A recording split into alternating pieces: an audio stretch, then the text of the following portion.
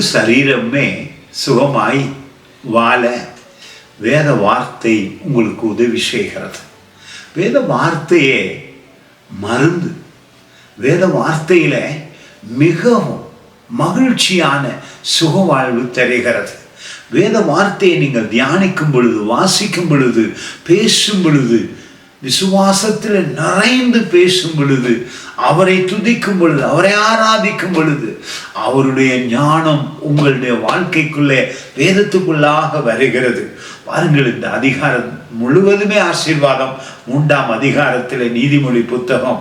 நீதிமொழி புத்தகம் என்றாலே ஞானத்தின் ஊற்று.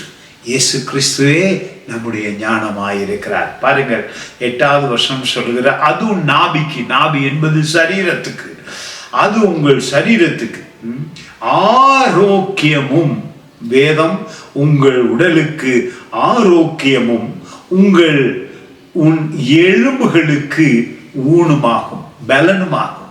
உங்கள் உள்ளத்தில தைரியம் வர ஆரம்பிக்கிறது. உங்கள் எலும்புகள் உற்சாகப்பட ஆரம்பிக்கிறது. தைரியம் உங்களுக்குள்ளே பிறக்க ஆரம்பிக்கிறது.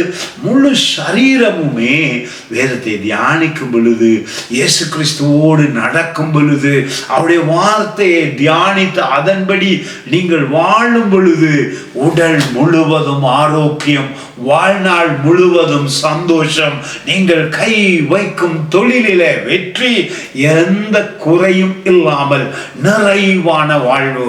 இயேசு கிறிஸ்துவே நமது நிறைவு. அவர் உங்களுக்குள்ளே வரும் பொழுது குறைவெல்லாம் ஓடி போகும்.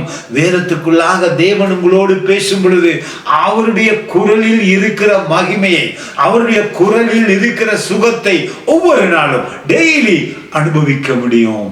God bless you.